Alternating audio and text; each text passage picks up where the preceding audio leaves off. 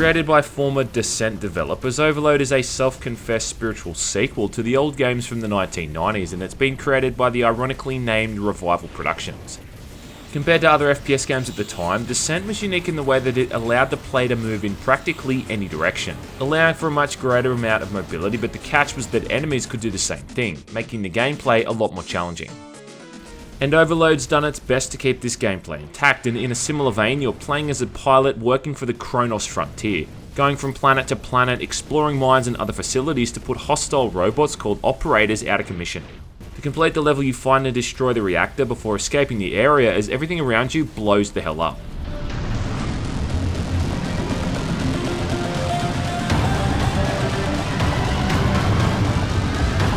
Now, there is an actual story in Overload involving a corrupt guy named Gabriel Cantor and a plot about some mysterious technology he's managed to get his hands on, and eventually you'll discover the origin of all of this and figure out the whereabouts of the people involved in the project. There's also some half-decent voice acting throughout the briefing screens, and you can collect audio logs during each level that help to fill in the blanks for the story. But to be honest, I was just too busy blowing up robots to really pay all that much attention to it. I guess you can take that as a compliment though, considering the gameplay was so engaging and enjoyable that the story's just gonna take second fiddle. So right off the bat, Overload gets 3 huge gold stars from me. First off, there's the controls. Now, the controls in this game I think are pretty much perfect. You can fly forwards or backwards, you can slide and roll left or right, you can pitch up and down, and the weapons are easily mapped to the left mouse button for primary and the right mouse button for secondary. A big part of what I suffered with in the old games was the motion sickness, but I didn't even have that much of an issue with this in Overload for some reason, mostly I think because now you can adjust the FOV, which makes it much less vomit-inducing. The second thing is the graphics. Now, whilst they're not really cutting edge or anything like that, what this game does with the visuals, it does well. Everything is colourful and well animated, and there's some really good looking particle effects, especially when you're blowing things up. To put it simply, it just looks cool when you shoot shit.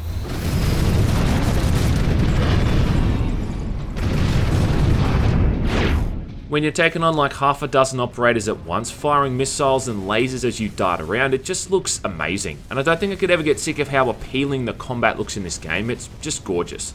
It looks even better when you use a power-up like the time bomb and get to appreciate it even more in slow motion. Thirdly, I think the other good thing is the soundtrack, which is just totally kick-ass. It's even been composed by the same guys who worked on the original Descent games, so you know it's going to be banging. You also know a game's soundtrack is good when you're able to buy it separately from the Steam store. So those are 3 huge ticks right out of the gate, and the more you play Overload, the better it gets. Overload's level design is very similar to Descent, and calling it complex is probably the best way to describe it. There's some pretty convoluted missions. I mean, they're not quite as confusing as some of the missions from the old games, but they are still pretty elaborate. There's a map screen that makes it easy to track your location, and you can even use a holo guide if you're that lost, but I think exploring it for yourself and eventually finding the correct route is the most rewarding part. There's a few times later in the game though where I got genuinely stumped and annoyed at how long it took me to find the way ahead, but I'd say like 99% of the time, the flow of the gameplay never feels like you're getting bogged down. The big aspect of the game is the upgrade system, and this is handled one of 3 ways. Firstly and secondly by collecting upgrade points scattered throughout the levels, either basic upgrade points or super upgrade points. Thirdly, you earn an extra point by finding and rescuing cryopods in each mission. Then in between missions you can upgrade almost every aspect of the ship, starting with the primary and secondary weapons, increasing damage, fire rate and that kind of thing. Primary weapons are either projectile or hit scanning, and then for the secondary weapon you've got missiles, bigger missiles, heat-seeking missiles, and even the aforementioned time bomb, which does pretty much what it sounds like. Upgrading these has a pretty small effect on the overall gameplay, but they're noticeable benefits. For the ship you can upgrade armor, movement speed, boost speed, the amount of damage you can dish out when smashing into operators, and the list just goes on.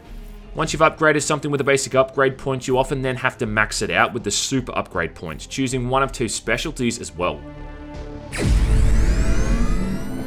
It gives the game a bit more depth than just shooting things from mission to mission, and I think it also allows you to develop and specialize in whatever weapons or playstyle works best for you. Not to mention it just encourages exploring all the levels to find and collect all of these upgrade points. You've actually got an incentive to do so because it can end with some pretty useful upgrades that make the game a little bit easier.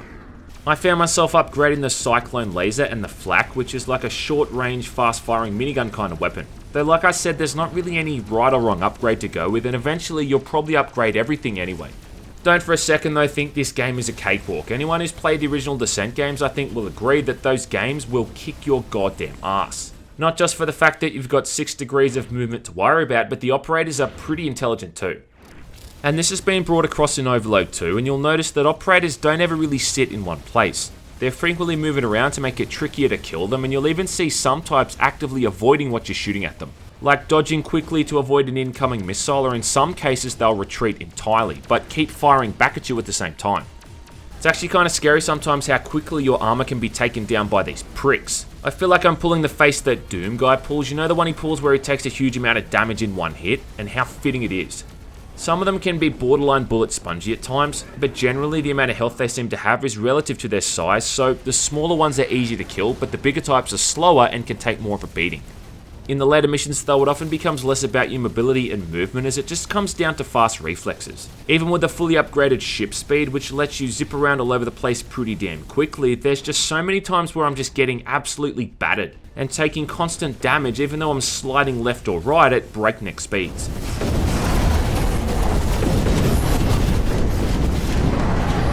Combat in most of the missions takes place in close to medium range, and at this distance from the enemies you're just unable to avoid projectiles, so it becomes a matter of just killing everything as quickly as possible before they can do the same to you. It kind of feels less skill based and more about just shooting things quickly. Overload does shit the bed in some ways by including hit scanning enemy types, but I can live with those. The things I hate the most are the suicide operators that just fly towards you super quickly and then detonate. They're just not very fun to fight, and they highlight one of the weaker and more unfair elements to the combat.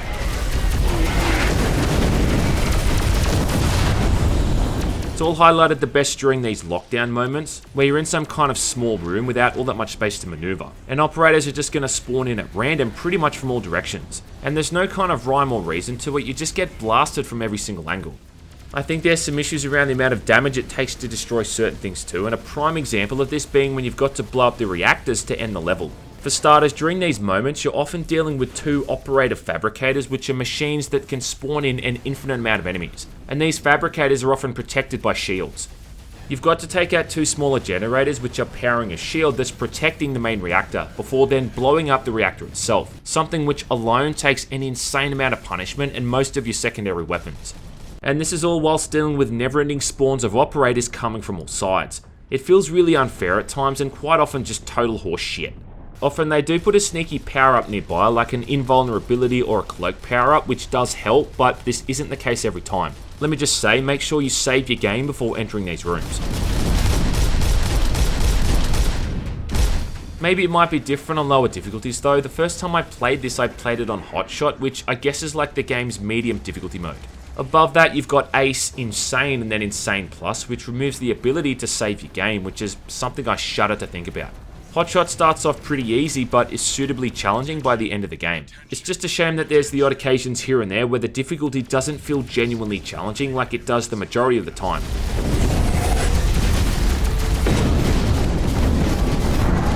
Not that they're game-breaking issues or anything, but they're just the kind of thing I think stops this from being perfect. And besides, if I just tongued the game's asshole for 10 minutes and didn't talk about this kind of stuff, it'd make for a pretty boring video, wouldn't it?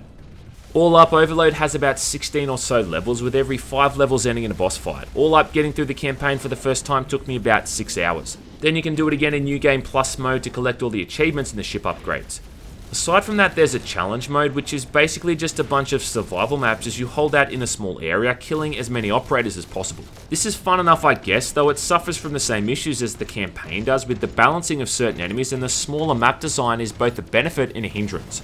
It's a benefit in the way that you can use walls for cover pretty easily, but a hindrance because it's easy for operators to get behind you, as they spawn in seemingly at complete random. For a throwaway little mode though and a time waster, it's still pretty damn fun, and I think it would be great too if they could add in some kind of co-op component. If you're masochistic, you could play Overload in VR mode as well with an Oculus Rift or the HTC Vive, and surprisingly it's not as motion sickness inducing as you might think it is.